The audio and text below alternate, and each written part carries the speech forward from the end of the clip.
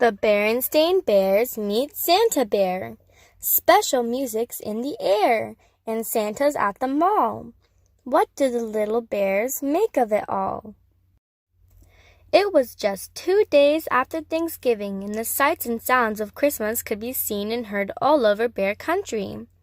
"It seems to me," said Mama Bear, as the Bear family arrived at the Bear Country Mall, "that the Christmas season starts earlier every year." "Yes, isn't it great?" said Papa Bear, admiring the mall decorations.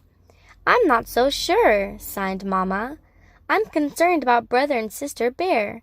Too much excitement isn't good for cubs." "No need to be concerned," said Papa. "Brother and sister are good little cubs. I'm sure they'll be calm and sensible about the whole thing." But if Papa had looked at Brother and sister at that moment, he wouldn't have been so sure. They were passing the big new toy store, and Brother and sister didn't look the least bit calm and sensible. They had just come from watching Saturday morning television, and there had been lots of commercials for the new Christmas toys. Sister had wanted them all.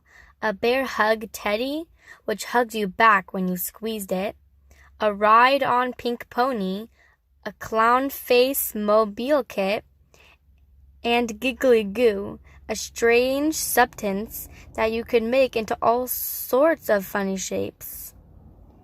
There had been some things that had excited Brother too, especially a remote control robot that could stand on its head, and a dinosaur molding kit. And there they were, right in the toy store window, plus lots more. Sister was so excited she was practically jumping up and down. And when Brother read a sign saying Santa Bear was coming to the mall to meet all his cub friends, she got even more excited. "Santa Bear!" she cried. "Oh, Mama, may I come meet Santa Bear? Please, may I, please?" "In good time," said Mama, signing again. "Calm and sensible, eh?" she said, looking at Papa. Sister Bear could hardly wait to start her Christmas list. She needed a little help from Brother with the hard words, but she didn't need any help thinking up things she wanted for Christmas. Over the next few days, the sights and sounds of Christmas became stronger and stronger, and Sister's list grew longer and longer.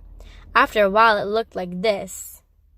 To see the rest of Sister's list, please turn the page. "You know," warned Brother, "if your list is too long, Santa Bear might think you're greedy and not bring you anything." Sister hadn't thought of that.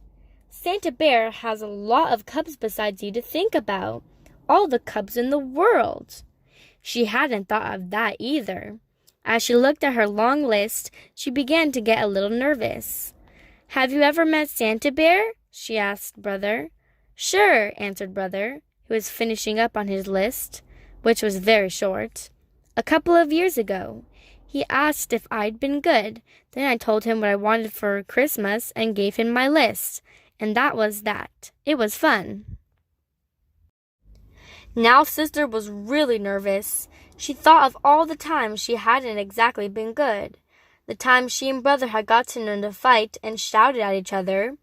The time Mama's best lamp had gotten broken and they told a big lie. And the time they had let their room get so messy that Mama had threatened to throw away all their toys. "Oh, I wouldn't worry about those things," said Mama, giving Sister a little hug. "Santa Bear doesn't expect cubs to be perfect, just good." Then she said, "I hope you have your list ready, because tomorrow is the day you are going to meet Santa Bear." Sister gulped. "It's almost ready," she said. "But what about your list for Santa, yours and Papa's?" "Don't worry about that, sweetie," said Papa. "Santa Bear isn't for grown-ups. He's just for cubs." "Psst," whispered Brother. "Presents for Mama and Papa is our job, silly. Come on, let's see how much you've got in your piggy bank." Sister had just enough. Brother had enough and a little extra. That evening, Sister made a new list. It looked a lot like Brother's. When they got to Santa Bear's little house in the mall the next day, there was a line. While Sister waited, she began to think about Santa and what a hard job he had. She wondered how he took care of all of these cubs. She wondered where he got all of those presents. She wondered. Then, before she could wonder another wonder, it was her turn and she was up on Santa Bear's big lap. "It's very nice to see you," he said in a deep, jolly voice. "Now tell me, my dear, have you been good this year?" "Well," said Sister, taking a deep breath, "I haven't been perfect, but I have been good." Then she told him what she wanted for Christmas and gave him her list. Santa gave Sister and every other cub a souvenir coloring book. The cover showed him and his 8 tiny reindeer flying through the starry night. Sister's mind was so filled with thoughts about Santa that she almost forgot about the special shopping she had to do. But Brother remembered. They found just the right presents for Mama and Papa. Sister chose a fine new fur brush for Papa and a lovely new pincushion for Mama. Brother bought Mama a box of her favorite breakfast tea and, for Papa, a handy pocket calculator. "Look," said Sister as they were leaving the mall, "another Santa!" She was right. There, ringing a bell, was a rather skinny Santa with a scraggly beard. Beside him was a big iron pot that said, "Help the Needy." "That's one of Santa's many helpers," explained Papa. "His job is to collect money to help the needy, birds who need seed, squirrels who didn't put enough aside for the winter." The bear family all put money in the pot. Sister had spent all hers and had to borrow some for Mama. Finally, the days and weeks of preparation and waiting were over, and it was Christmas Eve. "You know something, Papa?" said Sister as she helped hang the last holly wreath. "I've been thinking about Santa Bear and what a hard job he has. How can he visit every cub in the world in just a single night? Where does he get all those gifts? And besides, how can reindeer fly? And how can the sleigh land if it doesn't snow? And how can Santa come down our skinny little chimney?"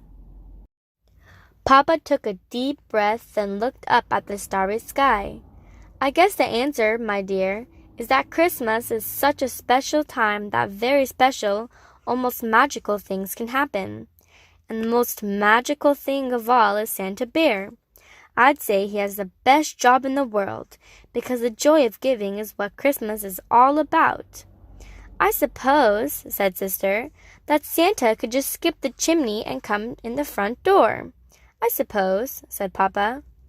Then, before she went in, she took one last look at the starry sky, but it had clouded over, and now, instead of stars, there were snowflakes, thousands and thousands of small, silent snowflakes. "Well," she thought, "at least that'll help with the sleigh." When Sister woke up on Christmas morning, Bear Country was covered with a beautiful blanket of snow, and the floor beneath the Bear's Christmas tree was covered with piles of beautiful presents. What fun! What excitement! What shouting! Then, when the excitement and shouting was over, the cubs watched Mama and Papa open their presents. "What lovely, thoughtful gifts!" said Mama. "Just what I wanted," said Papa. It was a very special moment. Sister knew right then and there that Papa was right. Santa Bear did have the best job in the whole world, because the joy of giving was what Christmas was all about. The end.